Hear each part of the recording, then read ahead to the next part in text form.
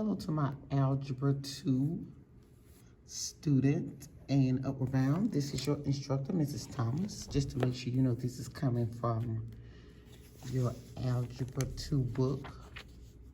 The section and what I'm going to explain will come from this section on polynomials, which is chapter 6 if you are using the Prentice Hall book. So various students use different texts. I don't know if you're using Glencoe, but for the most part, math is definitely math, right? Good morning. This is when I'm filming this video because I'm at school this morning, but you will be watching this in the evening time. So again, good morning since I'm videotaping this morning, and good evening when you finally have an opportunity to see it. All right, now let's go with a keyword. The keyword today is Dr. Martin Luther King Jr. in celebration of this glorious month that we have coming up in February. So the keyword is Dr. Martin Luther King Jr. is the keyword for today. So let's get started. All right, so here we're just going to simplify, classify each result by the number of terms. Okay, so let's start with some examples. You know, I like to give you some examples. We write the problem down. 2c squared plus 9 minus 3c squared minus 7. Okay. Now, what we're going to do first and foremost, this is like having the -1. Sorry, y'all, the bell is ringing. I'm at school. All right, a -1 times a +3. So a negative times a positive is a negative. So that's -3c to the second power. And a negative times a negative is a positive, and 1 times 7 is 7. So first, let's clean that up. Now I want to bring down my terms here. All right, help me find the like terms. You're absolutely right. C squared and c squared. So 2 minus 3 is -1c squared, which if you need to write the coefficient 1, you are more than welcome to do so.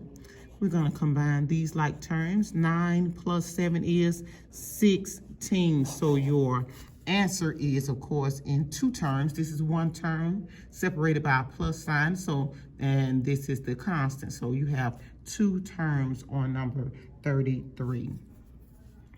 All right, for 34, I have -8d cubed minus 7, okay, plus -d cubed minus 6. Okay, so I want to make sure I have that down packed and I have that written correctly. So if you need to put the coefficient 1 here, since they did not give you a coefficient, you're more than welcome to do so. Now, I don't have to change the signs because I have an addition sign in the middle. So what I want you to do is, we're going to combine like terms from here. So I have -8d cubed minus 1d cubed, which is -9d cubed. All right, and your other like term is -7 minus 6, which is -13. And remember, same sign you add, different signs you subtract. Okay, let's do number 35. All right, and these are your practice problems. Okay, so for 35, we have 7x squared plus 8x minus 5 plus 9x squared minus 9x. Okay, so we're looking at like terms. I like to underline or circle so that I will be able to identify where my like terms are. So here I have an addition sign. which a lot of you call a plus sign, which is fine. So 7x squared plus 9x squared is 16x squared. I'm hoping you've already finished my sentence. Next, we have the 8x, and we have negative 9x. So 8 minus 9 will give you a negative 1. And remember, you don't have to write the 1 as the coefficient. You could just write negative x. But if you prefer the negative 1, that is perfectly fine.